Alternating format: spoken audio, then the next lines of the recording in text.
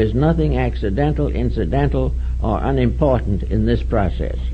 It is a complete integration of purposes. Now for man, what is the purpose? Why is he settled here? Why is he in the problems he's in today? And why are these problems being pressed upon him to the point of his final solution of them? The answer is that man is here, like everything else in the universe, to grow. There is a purpose for him. The life of man is not merely a brief interlude between the cradle and the grave. The individual, by being born, living, and finally casting off this body, is not merely an accident of nature. It is not simply something that happens.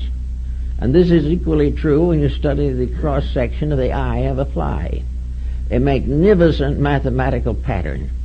That pattern is not an accident. Procreation is not an accident. Growth, maturity, the release of all kinds of attitudes and processes in our own thinking, these are not all accidents.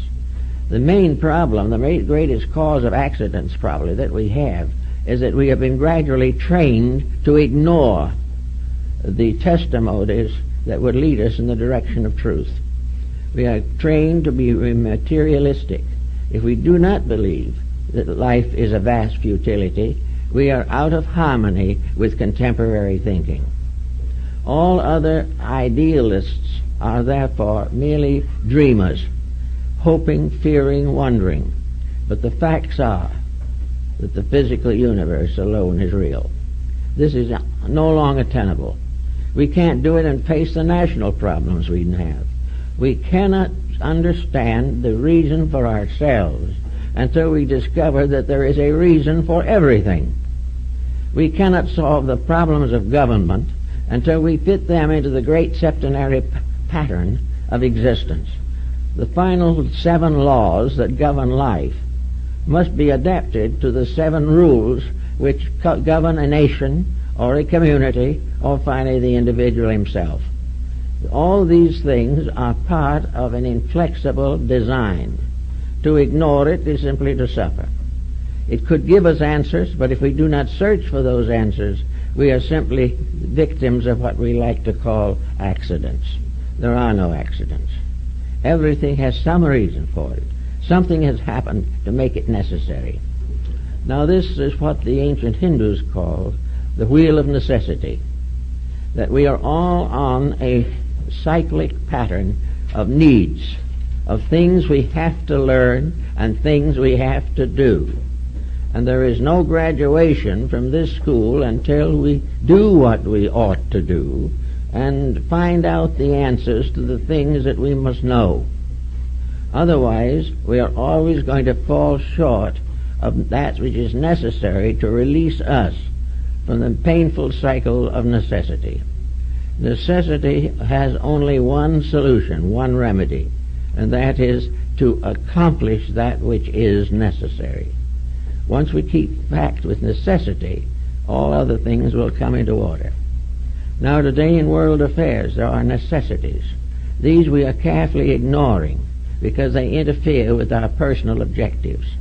And yet we are going along breaking rules and suffering and blaming it all upon the fact that there are no rules, that everything is just a long trail of accidents, and that we will sometime join the past with its 7,000 years.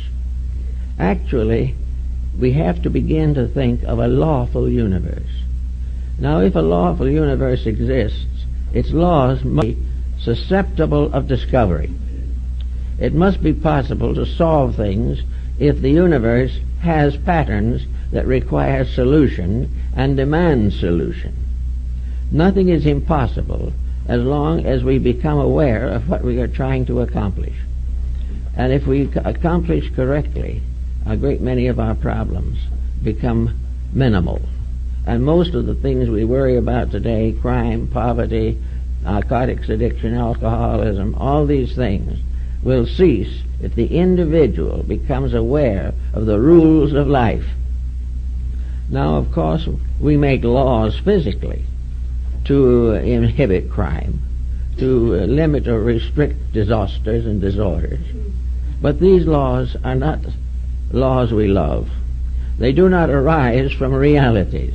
They arise from legislation and are frequently modified to the benefit of the executives. We are not actually ruled by laws that are primarily solutional to our need.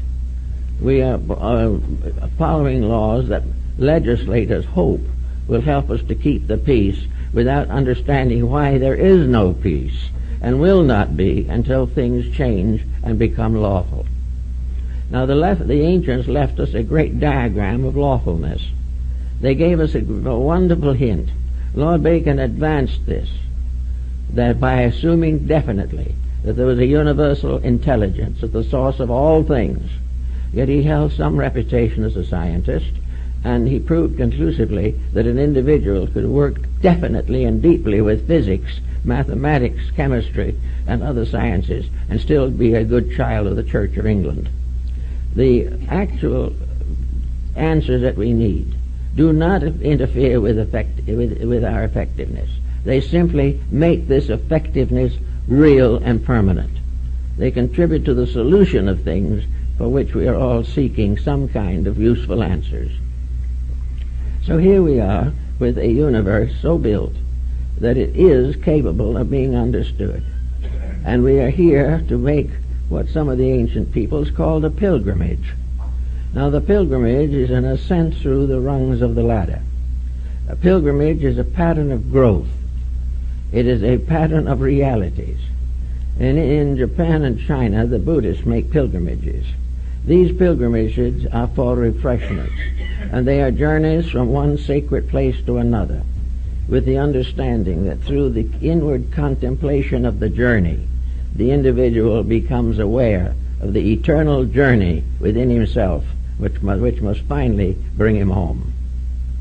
As we find also in Homer's definition of the journeys of Ulysses, where he says the great hero of Troy set sail again for his own far distant native land. Well, this far distant native land is in a sense the new world, a new world of peace and order and integrities, based upon a fact that there are reasons that we are not required to do what other things do, because we can see what they do, but we cannot see what we do. We are not expected to take everything on credit. In fact, I think the scientist is more gullible in these respects than the average theologian. The scientist believes anything that another scientist says, whereas the theologian believes only the sayings of his own theology. So he doubts something. But the more conservative attitude at the moment is to try to break through to something.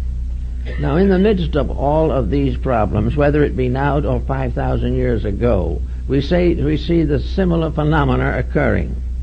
Out of the crisis, out of the strife, out of the stress, the pain, the suffering, the war, the pillage, the massacre, the tyrannies, out of all of these things comes a kind of longing, a yearning in the human heart for peace, a great desire to understand why we are suffering, and to find some way of curing this suffering. But up to now, we haven't realized that we have the suffering, and the cure is limited to the same level as the suffering. We have to chart by which we know we suffer, but the chart of remedies is based upon the same chronology. We are working on one level to have the problem and cure it at the same time. Now, in the old ways of thinking, it couldn't do it that way. The old way was, if you have a problem on a level, you must cure it by going to one level above it. You must outgrow something to escape the consequences of your own mistakes. You cannot simply ask the government to pass another rule to supply more food for the homeless. This is all very important physically, but it's still physical, and it will never solve the solved problem. There will always be hunger until we find the cause of it and not merely try to feed the hungry. We have to know the reasons for these things. We have to know that our dilemmas result from our own abuses, abuses of knowledge, abuses of skill.